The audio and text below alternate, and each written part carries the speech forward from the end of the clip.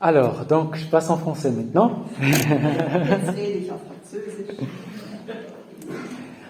Donc, il m'a été demandé de vous entretenir cet après-midi sur le thème, bien sûr, sur l'Esprit Saint.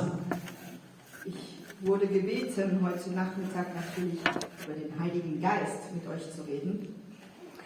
Alors, en priant, je me suis dit peut-être ce serait intéressant de méditer avec vous un aspect bien précis, parce qu'il parlait de l'Esprit Saint, vous savez, c'est tellement grand, un aspect bien précis, vivre les crises avec le Saint-Esprit.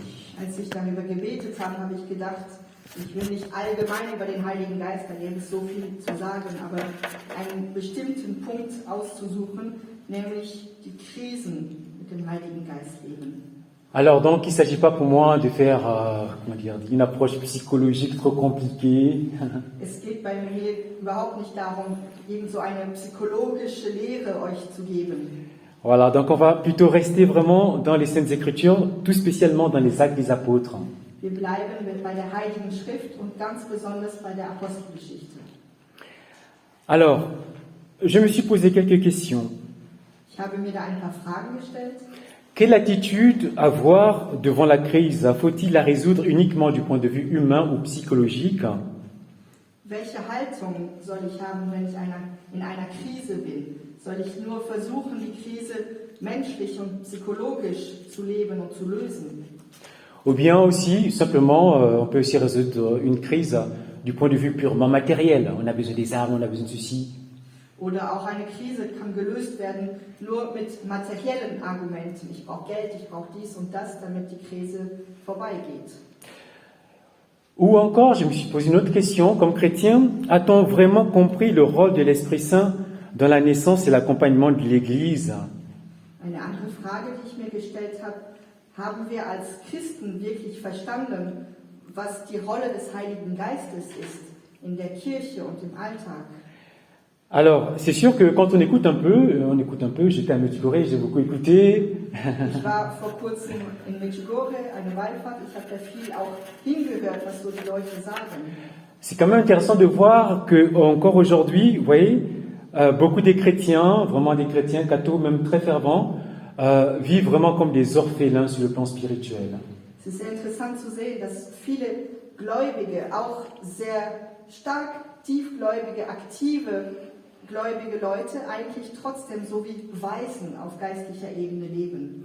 Alors que Jésus nous a dit dans Jean 14, 18, « Je ne vous laisserai pas orphelins, je viendrai à vous. » Obwohl Jesus ja eigentlich im Johannesevangelium uns gesagt hat, ich werde euch nicht als Waisen hinterlassen, ich werde zu euch kommen.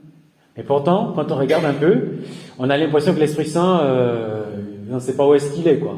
Aber wenn man eigentlich so sich umschaut, hat man den Eindruck, der Heilige Geist, man weiß nicht so recht, wo ist er eigentlich? Parce que si on vous pose la question, c'est qui le Saint-Esprit? Wenn ich euch diese Frage stelle, wer ist für euch der Heilige Geist? À quoi il ressemble? Wie sieht er aus? Il a quel nez? Was für eine Nase hat er?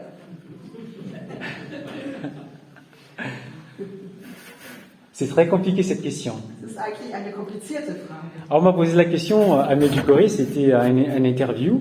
In Medjugorje hat man mir diese Frage gestellt. Ich habe so ein Interview gehalten. Comment on sait que le Saint-Esprit est présent en nous? Wie weiß man, dass der Heilige Geist in uns wohnt? J'avoue que ça m'a fait un peu réfléchir. Und ich muss gestehen, dass ich erst mal überlegen musste. Parce qu'en réalité, en fait, on connaît vraiment peu de choses sur vraiment la personne de l'Esprit Saint. Weil wir eigentlich nur sehr wenig über diese Person des Heiligen Geistes wissen. C'est pourquoi, avant d'aborder rapidement le thème en fait qui nous retient ce soir, j'aimerais simplement en préliminaire vous dire un peu une petite méditation un peu sur ce qu'est le Saint-Esprit. Deswegen möchte ich als Einleitung ein bisschen kurz mit euch meditieren. Wer ist eigentlich der Heilige Geist? Alors, c'est sûr que quand on écoute un peu, vraiment, il y en a beaucoup qui se sentent abandonnés par Dieu, tout ça, dans les crises. Es ist sicher, wenn man so sich herum schaut und hinhört, viele Leute haben den Eindruck, wenn sie in einer Krise sind, dass Gott sie verlassen hat. Je pense que chacun ici a déjà vécu ce moment-là.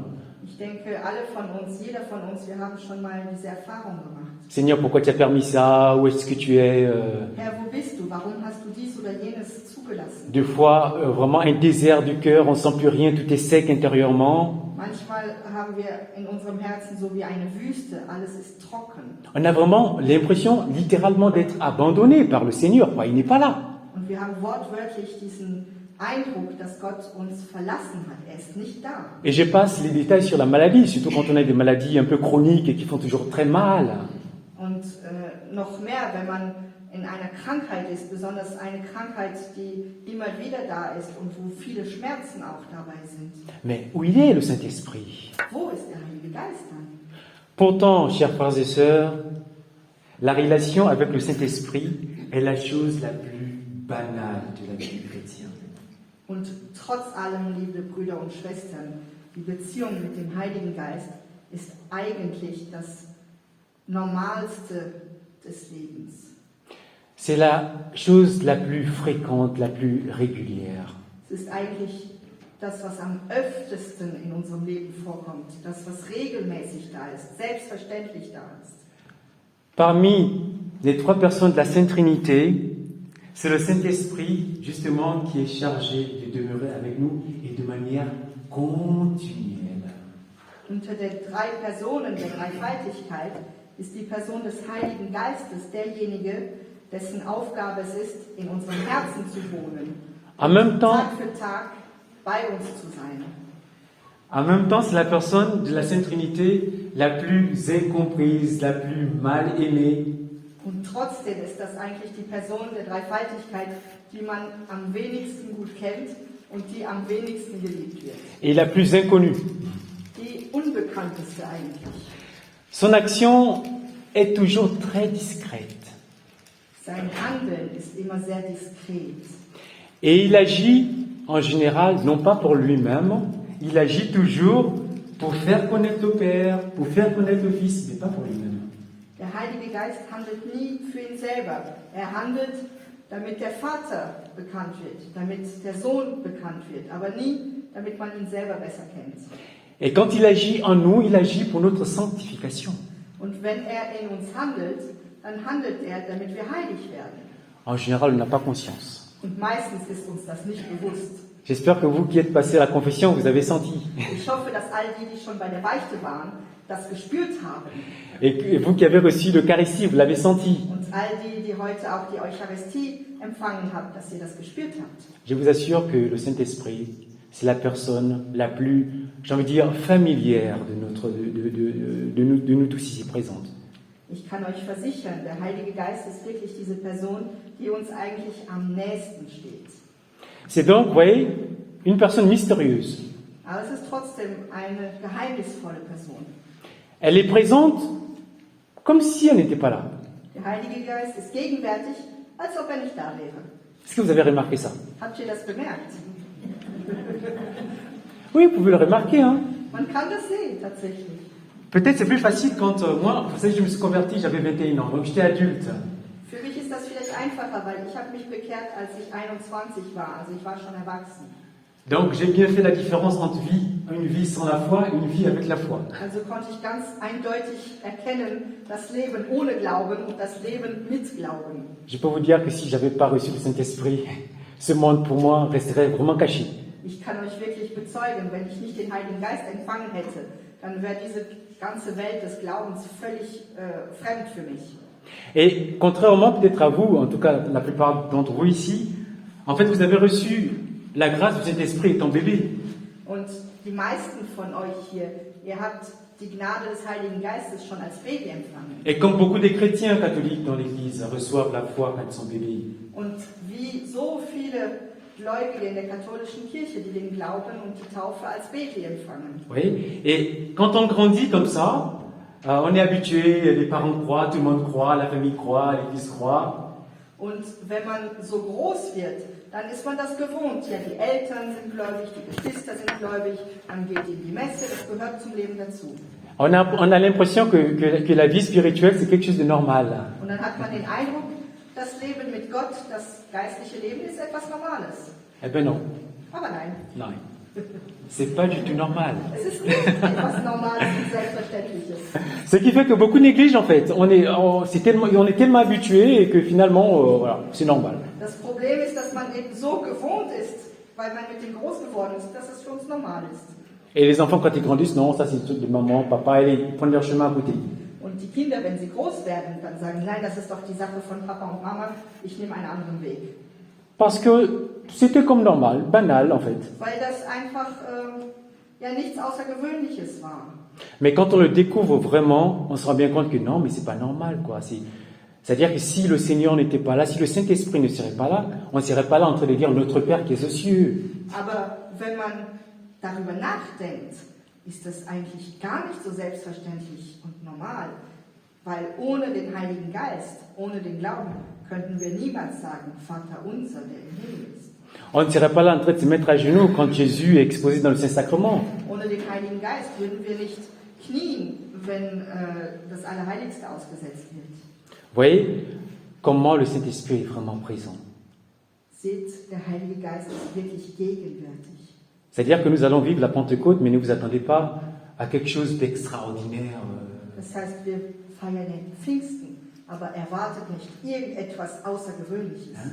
Ne vous attendez pas à un truc comme si le Saint-Esprit n'était pas là et demain il vient. Erwartet nicht, als ob der Heilige Geist nie da wäre und plötzlich morgen kommt er. D'accord? Okay? Ça veut dire que vraiment, il y a une manière chrétienne, une manière catholique vraiment de vivre cette attente de l'Esprit Saint. Das heißt, es gibt eine christliche, eine katholische Art und Weise, den Heiligen Geist zu erwarten. Parce que nous savons que la foi, l'espérance, la charité, tout ça, si le Saint-Esprit n'était pas là, c'était pas possible de les vivre. Weil wir wissen, ohne den Heiligen Geist könnten wir nie Liebe, Glaube und Hoffnung leben. Donc, comme je disais, dans la Sainte Trinité, c'est le Saint-Esprit qui est chargé de nous accompagner tous les jours, à chaque seconde, à chaque moment de notre vie. Wie ich gesagt habe, der Heilige Geist in der heiligen Dreifaltigkeit ist die Person, dessen Aufgabe es ist, uns jeden Tag zu begleiten. Jede Minute, jede Sekunde, jeden Augenblick unseres Lebens. Parce que quand tu prends l'avion ou bien quand tu prends la voiture, quelle assurance que tu as? Wenn du mit dem Auto fährst oder mit dem Flugzeug unterwegs bist, wie kannst du da sicher sein? Hein, Denis? Denis, Ja. ja. Denis, da? LKW. Er ist LKW-Fahrer. Genau. Quelle assurance que tu as quand tu es dans ton camion? Welche Sicherheit hast du, wenn du dein LKW fährst? Tu n'es pas sûr d'arriver. Du bist nie sicher, dass du am Ziel ankommst. Mais par contre, tu es sûr d'une chose, Aber das eine, wo du sicher sein kannst, que le Saint-Esprit est avec toi. dass der Heilige Geist mit dir ist. Vous voyez un peu? Seht ihr? C'est la seule assurance que le chrétien a. Das ist eigentlich die einzige Sicherheit, die wir als Christen haben. C'est un peu ce que le Père a dit à son homélie quand il parlait de la vie de Saint Paul, quand il disait « Je m'en vais à Jérusalem, lié, tout ça. Je ne sais pas ce qui m'attend là-bas. » Das ist ein bisschen wie Pater Michael heute Mittag in der Predigt gesagt hat, wenn er Paulus erwähnt hat, der gefesselt war und der sagt, ich gehe nach Jerusalem, aber ich habe keine Ahnung, was mich dort erwartet.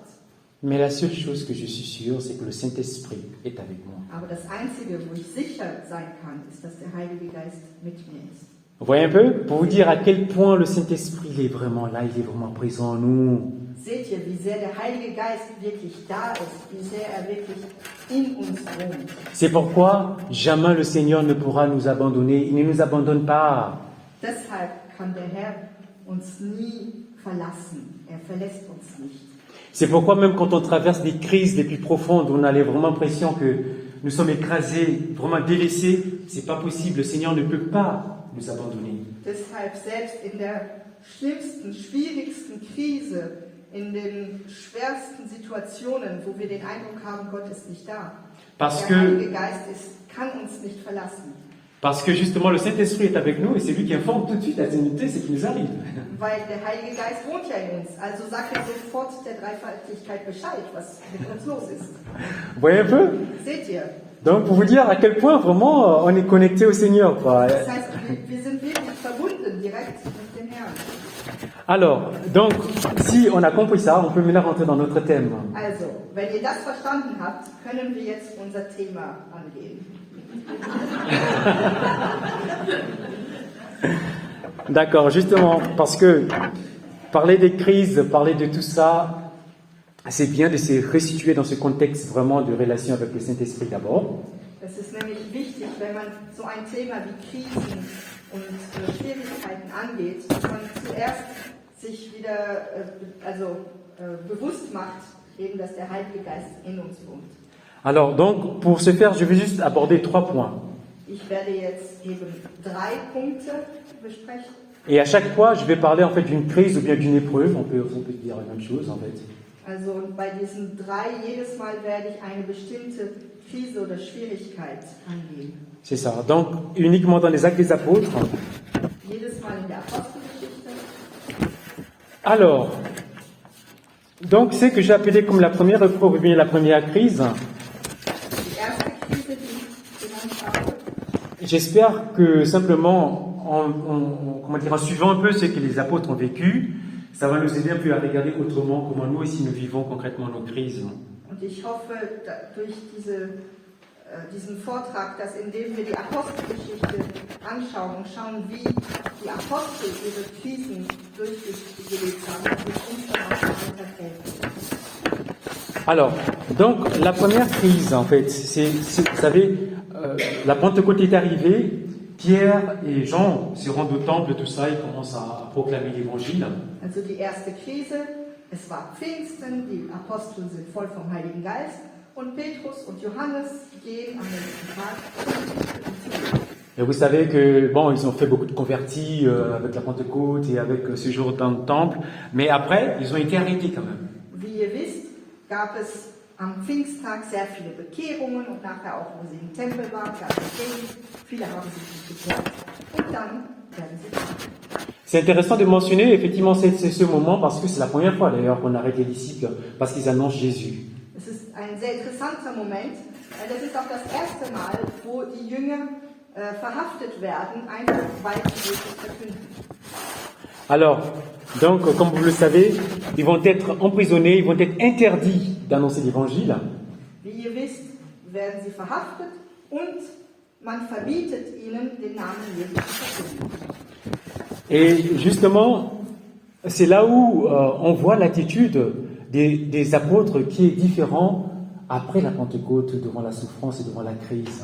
Und da sieht man, wie sehr das Verhalten der Jünger sich verändert hat nach Pfingsten im Vergleich zu vor Pfingsten, wenn es sich um Kreuz, um Krise, um Leiden handelt. Ils sont dans la paix. Sie sind im Frieden. Ils ne sont pas dans la panique. Sie sind nicht völlig durcheinander. Et on sait comment les choses se sont passées. Donc il y a l'ange du Seigneur qui vient, qui les délivre, tout ça. Wir wissen, wie dann die Geschichte weitergeht. Der Engel des Herrn kommt und lässt sie frei. Et ils n'hésitent pas encore à aller annoncer la bonne nouvelle, le temple, l'endroit où on les a arrêtés. Und sie zögern nicht, wieder dahin zurückzugehen, wo man sie verhaftet hat, und weiter wieder Jesus zu verkünden. Pour vous montrer un peu, effectivement, le degré de relation et de confiance qu'ils avaient dans le Saint-Esprit. Hein. Das zeigt wirklich, wie sehr sie Vertrauen hatten zum Heiligen Geist und welche Beziehung sie mit dem Heiligen Geist hatten. Alors, si ça nous arrivait à nous, qu'est-ce qu'on ferait? Wie wäre es denn, wenn uns sowas passieren würde? Peut-être le découragement tout de suite. Vielleicht werden wir sofort entmutigt. Peut-être laisser l'évangélisation, ne plus s'affairer là-dessus. Oder vielleicht würden wir einfach aufhören, den Namen Jesu zu verkünden. Les apôtres ne se sont pas découragés, comme on a vu. Die Jünger erstens haben sich nicht entmutigt, wie wir gesehen haben. Au contraire, ils ont fait quelque chose d'assez extraordinaire. Und nein, im Gegenteil haben sie etwas ziemlich Außergewöhnliches gemacht. Quand ils sont revenus retrouver les autres qui étaient chez eux, Als sie zurückkamen und die anderen den Apostel getroffen haben, die zu Hause geblieben waren. alors ils ont fait quelque chose d'assez extraordinaire, ils ont simplement prié. Sie haben etwas sehr Außergewöhnliches gemacht, Je ne nämlich sais pas si vous voyez le passage, gebetet. c'est dans les Actes des Apôtres, chapitre 4, à partir du verset 23, vous pouvez noter. In der Apostelgeschichte, Wäre lire, oui. Kapitel 4, Vers 23 bis 32. Apostelgeschichte 4, 23 bis 32. Une fois relâchés, ils se rendirent auprès des leurs et rapportèrent tout ce que les grands prêtres et les anciens leur avaient dit. Nach ihrer Freilassung gingen sie zu den Ihnen und berichteten alles, was die Hohenpriester und die Ältesten zu ihnen gesagt hatten. À ce récit, dit le texte, d'un seul élan, ils élevèrent la voix vers Dieu et dirent, Maître, Als sie das hörten, erhoben sie einmütig ihre Stimme zu Gott und sprachen. Herr, und dann kommt das ganze Gebet. vous pouvez lire vous-même après. Das könnt ihr dann selber nachlesen. Et plus loin, voici ce qui se passe. Tandis qu'ils priaient, l'endroit où ils s'y trouvaient réunis trembla, tous furent alors remplis de l'Esprit Saint. Und was passiert nach diesem Gebet? Als sie gebetet hatten, bebte der Ort, an dem sie versammelt waren, und alle wurden mit dem Heiligen Geist erfüllt. Et ils se mirent à annoncer la parole de Dieu avec assurance. Und sie verkündeten freimütig das Wort Gottes. Vous avez vu ce qui s'est passé? Habt ihr gesehen, was da passiert ist? On les a persécutés. Sie wurden verhaftet. Alors, qu'est-ce qu'ils font? Ils vont se rassembler, Was machen sie dann? ils prient, Sie kommen zusammen, Et sie boum. beten zusammen une nouvelle Pentecôte. und ein neues Pfingsten passiert. Oui, c'est intéressant, quoi. Je ne sais pas si vous l'avez déjà fait, vous avez une crise. Ich weiß nicht, ob ihr das schon mal gemacht habt. Da kommt eine Krise bei euch in eurem Leben, eine Schwierigkeit. Vous allez à l'église, c'est pas où là, Und dann geht ihr zur nächsten Kirche bei euch et vous demandez cet esprit qui descend.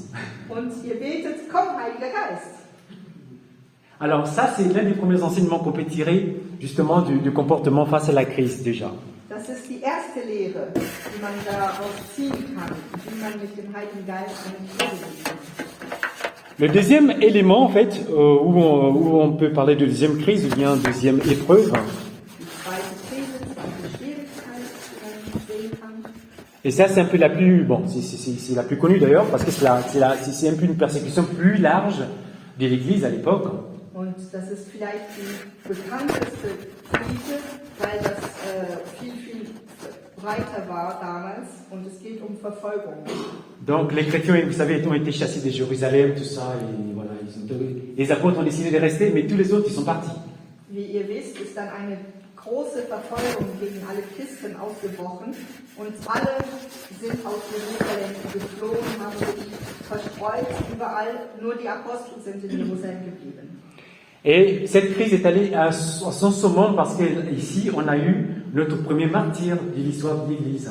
Und diese Krise ist so stark geworden, dass es den ersten Märtyrer der Kirche gegeben hat. Qui? Wer ist das? Ja, Stéphanus.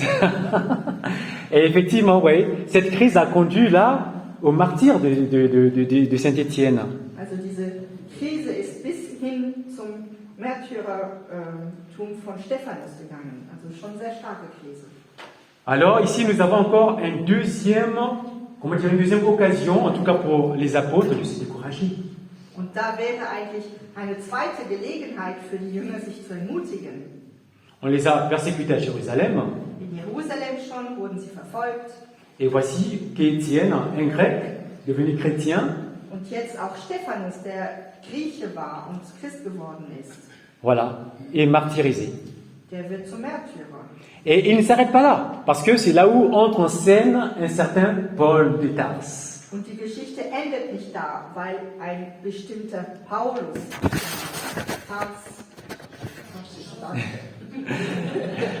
Et donc, vous trouvez ça dans les Actes des Apôtres, à partir du chapitre 7, mais vous pouvez lire à partir du chapitre 8.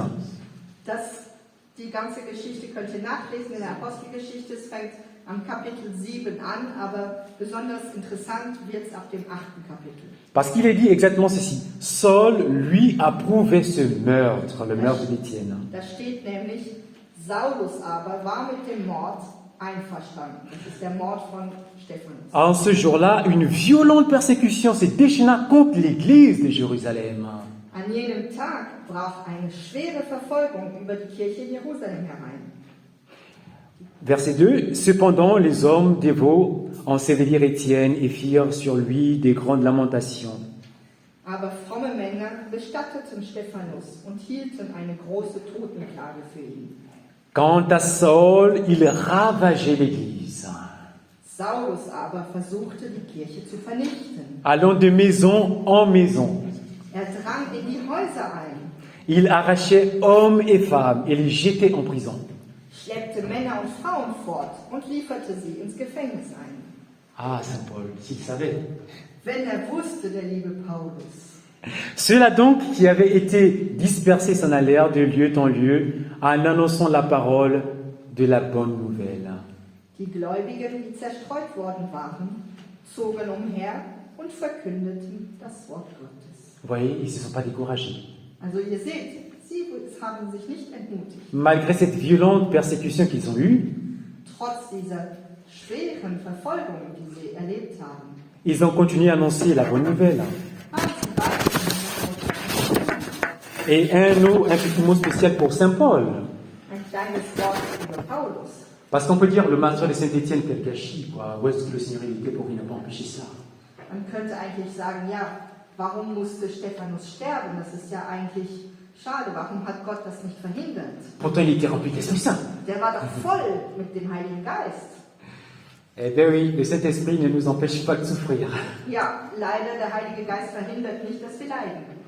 Et que même, vous voyez, le martyr de Saint-Étienne n'a pas été vain.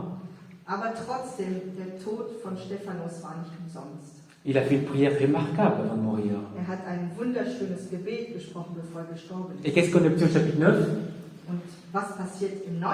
Kapitel, gerade danach? La conversion de Saint Paul. Saulus bekehrt sich. Ah, Aha. ça veut dire que la prière, dans cette douleur, cette souffrance de Saint Paul, de Saint-Étienne, a porté du fruit. Das heißt, dass dieses Gebet von Stephanus mitten im Leiden, mitten in der Krise, mitten bis hin zum Tod, hat eine Frucht getragen. Vous voyez, ça veut dire que finalement, la crise, vous voyez, c'est comment dire, ne fait pas obstacle finalement à mon progrès spirituel, bien au contraire. Das heißt, die Krise hindert mich nicht daran, geistlich Fortschritte zu machen. Et le Seigneur peut justement utiliser ces moments de crise justement pour faire jaillir, pour faire porter du fruit. Und genau solche Momente der Krise kann der Herr benutzen, damit ich noch mehr Frucht tragen kann. Puisque nous sommes le temple de sa présence. Da wir ja der Tempel des Heiligen Geistes sind. Ça veut dire que ce qui te touche dans ta personne, dans ta vie, nécessairement touche le Seigneur.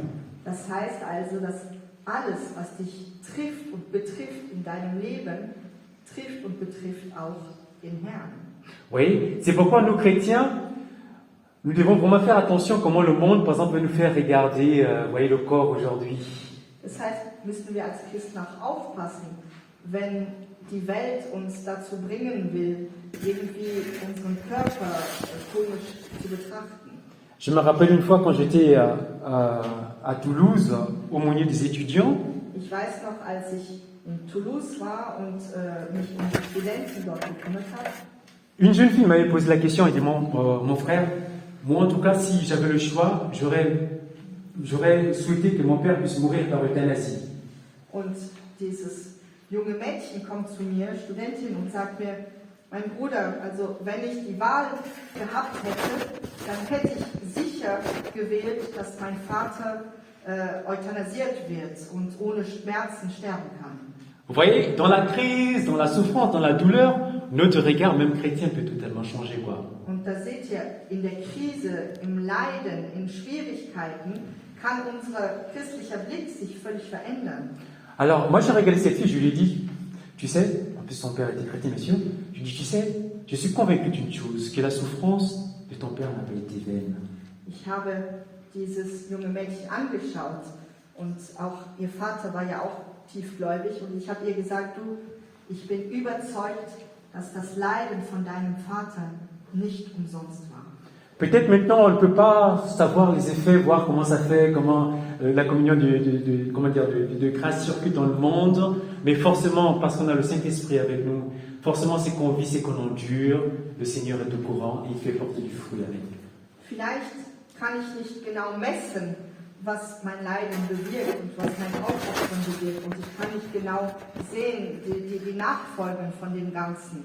Aber sicher ist, dass wenn ich das Leiden mit Gott lebe und aufopfere, da der Heilige Geist in mir wohnt, weiß Gott auch davon und Gott kann damit auch das Früchte tragen lassen. Oui. Donc du coup, déjà à ce niveau, tel que c'est écrit, hein, ça veut dire concrètement maintenant moi je me positionne effectivement dans ces moments de crise. N'oublions pas effectivement que tu sois marié ou pas. Also natürlich ist dann, wie hier auch beschrieben, ich habe immer die Wahl, in einer Krise zu überlegen, wie reagiere ich. Même le mariage est une mission. Also ob ich verheiratet bin oder nicht, also alles ist eine Mission, auch Hochzeit und Ehe ist eine Mission. Le fait d'être chrétien, tu es déjà en mission. Einfach nur, weil du ein Christ bist du in Mission. Vous voyez un peu? C'est pourquoi ici, particulièrement, la crise est plutôt comme en fait une occasion vraiment de grandir, une occasion davantage de se rapprocher du Seigneur et non pas de s'éloigner du Seigneur. Und wie wir hier sehen, ist eigentlich die Krise eine Gelegenheit, um Gott näher zu kommen. Eine Gelegenheit, um besser und weiter das Wort zu verkünden und nicht etwas, was mich von Gott trennt. Et c'est exactement, effectivement, ce qu'on peut tirer justement de cette mort d'Étienne, vous voyez. Donc, à travers sa mort, on voit la conversion de Saint Paul, et à travers Saint Paul, tout ce qu'il a dit, on va voir la conversion de beaucoup de personnes. Und genau das ist das, was wir lernen können vom Märtyrertum und vom Tod von Stephanus. Nämlich durch seinen Tod hat sich Paulus bekehrt und durch Paulus' Bekehrung ist er dann durch die ganze Welt gereist und hat Tausende von Leuten bekehrt.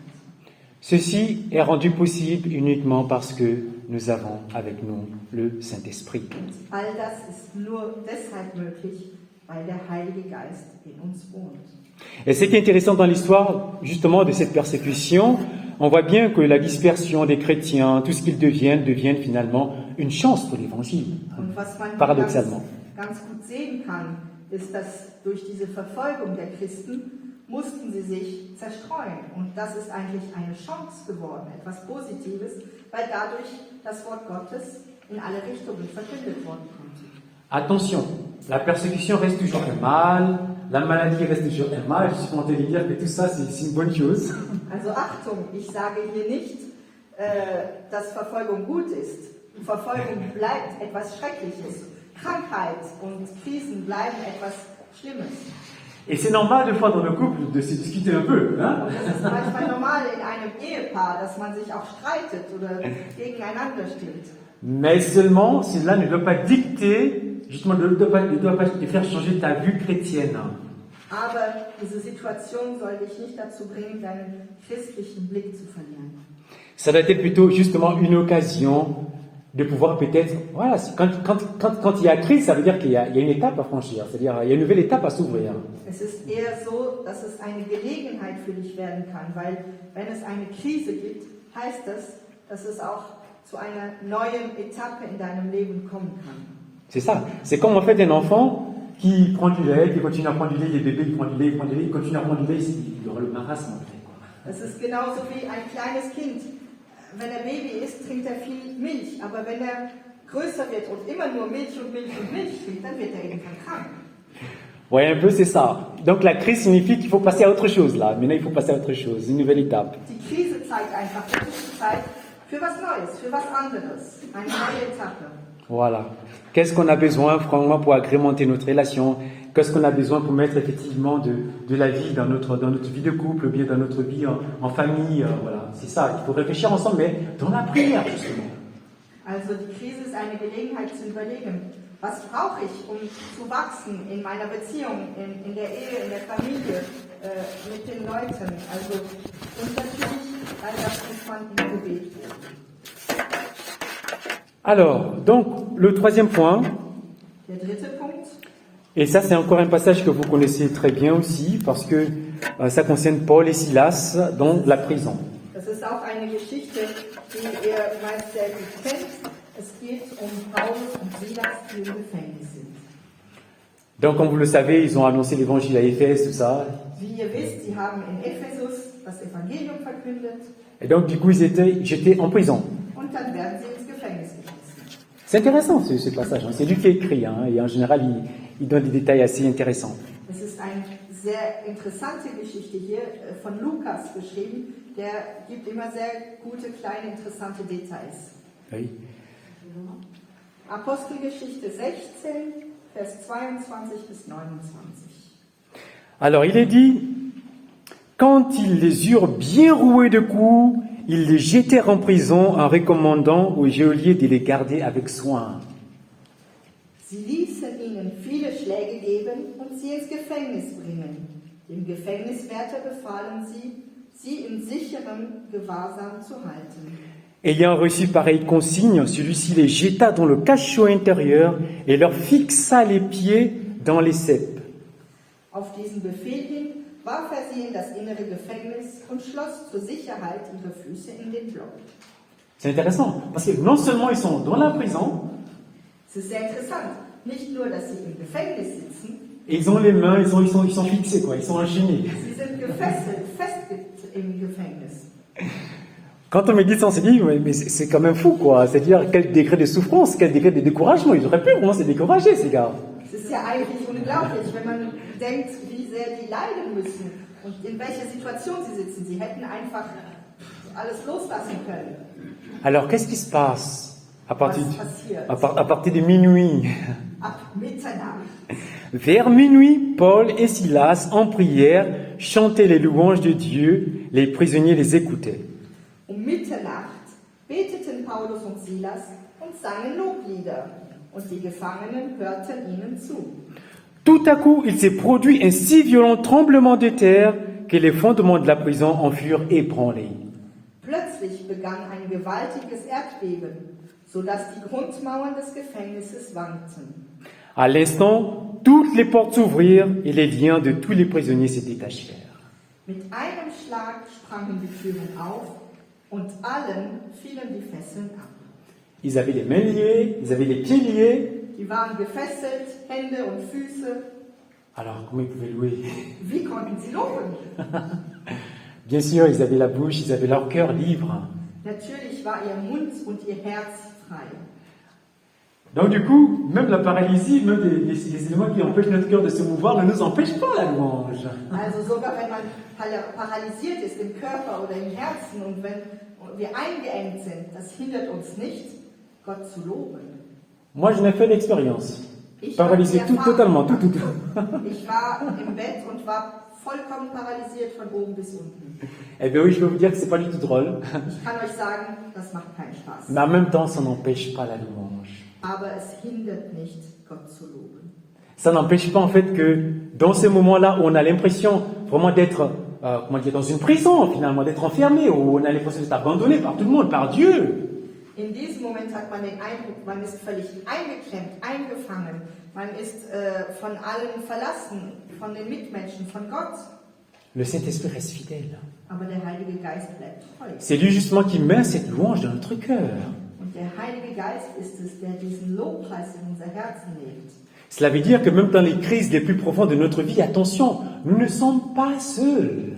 Das heißt also, sogar in den tiefsten Krisen unseres Lebens sind wir nie allein. Vous voyez? Il suffit simplement de louer le Seigneur, d'ouvrir sa bouche et de louer le Seigneur, et pouf, la Pentecôte, une nouvelle Pentecôte s'est produite. Und das Einzige, was wir zu tun haben, ist Gott zu loben, den Mund aufzumachen, im Herzen Gott den Lobpreis zu lassen, damit diese neue Pfingsten in unserem Leben passieren. La prison qui est un lieu aride, un lieu qui est très sec, pas de vie. Gefängnis ist ein Ort, das trocken ist, wüstenmäßig, wo kein Leben wirklich ist. Ou bien dans la situation difficile, dans la crise dans laquelle vous vivez, qui est effectivement très sec, très aride. Es ist das Gleiche in unserem Leben, wenn wir in so einer Krise ist, wo wir den Eindruck haben, da ist alles ausgetrocknet, da ist kein Leben mehr. Parce que vous êtes dedans, parce que vous êtes là, et parce que vous êtes le temple de l'Esprit Saint, alors ces lieux arides deviennent des lieux de source de vie.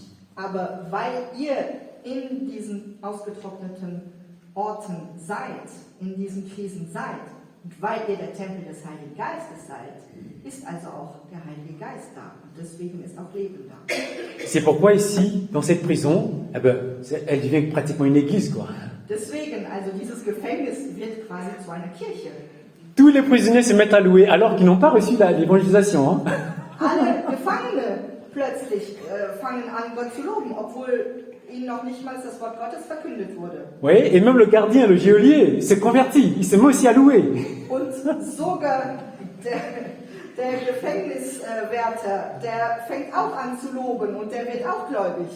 Oui, parce que quelqu'un me pose la question, mais mon père, comment on fait Ils sont pas du tout chrétiens dans ma société, je fais comment Und wenn man so sagt, ja, aber Bruder, wie soll ich da das Wort verkünden? Um mir herum ist niemand gläubig, die sind völlig ungläubige Menschen. Quelle parole je vais dire, quelle parole je vais annoncer, comment le faire? J'ai pas le courage, mon père. Was kann ich sagen? Welches Wort kann ich Ihnen sagen? Ich habe keine Ahnung und ich habe nicht den Mut dazu. Ta présence dans ces lieux est suffisante. Deine Gegenwart in diesem Ort reicht. Oui. Parce que si effectivement vous portez en vous simplement cette attention à l'Esprit Saint, que vous êtes dans ce climat de louange, d'une manière ou d'une autre, cette source-là, comme j'ai dit dans l'Évangile, là, hein, cette source d'eau coulera et jaillira pour ces personnes. Also wenn ihr euch bewusst seid, dass der Heilige Geist in euch ist und wenn ihr diese Gegenwart des Heiligen Geistes in euch pflegt und auch eben innerlich Lobpreis lebt, dann wird das zu einer lebendigen Quelle. Egal wo ihr seid und mit wem ihr seid, ohne groß etwas zu sagen, kommt diese Quelle des lebendigen Wassers raus. Oui, c'est tellement beau la vie avec le Saint-Esprit. So schön ist das Leben mit dem Heiligen Geist. Amen. Amen. Alors, c'est justement ce psaume que je méditais ce matin, de toute façon qu'on médite à l'office des lectures, hein, qui disait Heute Morgen habe ich diesen Psalm aus der Leserohre meditiert. c'est lui qui change le désert en étang, les terres arides en source d'eau. Verwandelt die Wüste in einen Teich und das trockene Land in eine lebendige Quelle. Ja, de Oasen. Oase. Oui, un peu. C'est le Saint-Esprit qui fait ça. C'est dans le psaume 107. Das ist der Psalm 108 und das ist das Wirken des Heiligen Geistes. Oui. 108, Ja, 108? Nein, 7. Ja, ich habe schon. 107. Ja, genau. Ja. Alors, c'est ça. Machte die Wüste zum Wasserteich, verdorrt das Land zu Oase. C'est ce que le Saint-Esprit fait à chaque fois. Et nous ne devons jamais l'oublier chaque fois que nous sommes dans des crises. Und genau das ist, was der Heilige Geist jedes Mal tut. Und das dürfen wir nicht vergessen, jedes Mal, wenn wir in einer Krise stehen. Donc, nous voyons bien que peu importe là où nous sommes, en fait, ce qui est intéressant pour Dieu, c'est nous, en fait. C'est nous chrétiens. Also wir sehen, egal wo wir sind, es ist eigentlich egal, aber was Gott wichtig ist, ist jeder einzelne von uns Gläubigen. Parce que là où le chrétien est, nécessairement, le Seigneur y est présent. Weil notwendig, also das ist de facto jedes Mal, wo ein Christ gegenwärtig ist, da ist auch Gott gegenwärtig. Ça veut dire que l'Église aussi est présente. Und das heißt, dass auch da die Kirche gegenwärtig ist. Ça veut dire que le chrétien devient la fenêtre du ciel à cet endroit précis. Das heißt, in diesem bestimmten Ort wird der Christ zu einem Fenster zum Himmel. Vous voyez la responsabilité que nous avons en tant que chrétiens, en tant que baptisés. Seht ihr, welche Verantwortung wir auch als Christ, als Getaufte haben? Peu importe où vous êtes la fenêtre du ciel, là où vous êtes vraiment la porte du ciel pour ces personnes-là. Egal wo ihr seid, in welchem Umfeld, da wo ihr seid, seid ihr das Fenster zum Himmel, seid ihr die Gegenwart Gottes unter den Menschen. Vous voyez un peu? Donc ça sert à rien de tomber dans les dépressions. Das heißt, man braucht nicht depressiv zu werden. Hein? Voilà, pas de dépression. Keine Depression. C'est peut-être difficile, mais c'est pas impossible. Es kann schwierig sein, es ist aber nicht unmöglich. Parce que c'est ce que la Vierge Marie pose à l'ange, dit à l'ange, mais comment c'est possible? Das ist die Frage, die Maria dem Engel stellt. Wie ist das möglich? Et c'est quoi la réponse de l'ange? Und was antwortet der Engel? Le Saint-Esprit. Der Heilige Geist. Vous voyez un peu? Donc quand une situation est compliquée, trop difficile pour nous, peut-être c'est pas à nous de résoudre ces problèmes. Das heißt, wenn eine Situation in unserem Leben zu kompliziert, zu schwierig wird, vielleicht sind wir nicht diejenigen, die das Problem lösen sollen. Vous voyez? Quand ça nous dépasse, quand ça dépasse nos efforts, c'est pas à nous de résoudre le problème. Wenn das größer ist als das, was wir tun können, heißt das, dass wir nicht diejenigen sind, die das Problem lösen sollen. Pour résoudre le problème, c'est simple. Das Problem zu lösen, ist ganz einfach. Venir à l'église, devant Jésus et prier. Zur Kirche kommen, vor Jesus zu beten. Vous voyez un peu? Parce que justement, on marche avec le Saint-Esprit. Et en général, c'est parce qu'on oublie en général sa présence que on s'enfonce davantage en fait dans nos difficultés. Und das Problem ist meistens, dass wir vergessen, dass der Heilige Geist in uns wohnt, dass er wirken kann. Und deswegen werden die Probleme immer schlimmer. Donc, du coup, je finis par là. Und ich möchte mit dem letzten Punkt enden. Donc, nous avons vu que la crise, en tout cas dans les Actes des Apôtres, tels que Luc rapporte les faits, Wir haben gesehen in der Apostelgeschichte, auf jeden Fall so wie Lukas uns das erzählt, est un lieu de louange. die Krise ist ein Ort für den Lobpreis. C'est toujours une opportunité ouverte à notre relation avec le Seigneur. Es ist immer eine Gelegenheit, unsere Beziehung mit Gott weiterhin zu pflegen und weiter zu öffnen. Et ça nous ouvre même dans la possibilité de communiquer, de transmettre l'Évangile. Und es öffnet uns auch neue Türen, um Gottes Wort zu verkünden. Et justement, tout ça se passe avec l'aide de l'Esprit Saint. Und all das geschieht mit der Hilfe des Heiligen Geistes. Parce qu'à chaque fois qu'il y a crise, comme on l'a vu, les apôtres, leur premier réflexe, c'était pas d'abord de prendre des psychologues, je sais pas quoi, là, bien qualifiés. Weil jedes Mal, wenn die Jünger eine Krise durchlebt haben, ihr erster Reflex war nicht zum Psychologen zu rennen. D'accord? Le premier réflexe, c'est de se tourner vers le ciel et demander l'aide de l'Esprit Saint. Das Erste, was sie immer getan haben, ist, die Augen hin zum Himmel zu heben und die Hilfe des Heiligen Geistes zu erflehen. Bien sûr, les psychologues viendront peut-être plus tard, mais le premier réflexe du chrétien, Natürlich, vielleicht kommen die Psychologen danach ja später, aber das allererste, was premier réflexe du chrétien, erster Reflex des Christen, le Saint-Esprit. der Heilige Geist. Frères et sœurs, ne l'oublions jamais. Le premier réflexe du Seigneur, du chrétien, c'est le Saint-Esprit. Lasst uns nie vergessen, der erste Reflex jedes Gläubigen sollte der Heilige Geist sein. Peu importe ce que vous vivez, peu importe dans la famille, les enfants, mon père, ils ne se convertissent pas, ils ne sont pas chrétiens. Le premier réflexe, c'est le Saint-Esprit. Egal, was ihr in eurer Familie, in eurem Umfeld lebt, egal, ob die Kinder sich nicht bekehren und dies und jenes, das allererste, was man immer tun sollte, ist der Heilige Geist. C'est pourquoi Saint Paul disait dans Galates chapitre 5, verset 25, Deshalb sagte Paulus im Brief an die Galater, Kapitel 5, Vers 5, 25. Kapitel 5, Vers 25. Puisque l'Esprit est votre et notre vie, Weil der Heilige Geist unser Leben ist, alors laissez-nous guider par le Saint-Esprit. also lassen wir uns auch vom Heiligen Geist führen. Oui. Le Saint-Esprit est notre vie.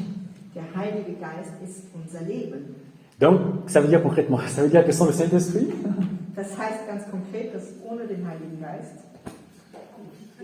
mais c'est ça justement, c'est ça. das ist es. Amen. Amen.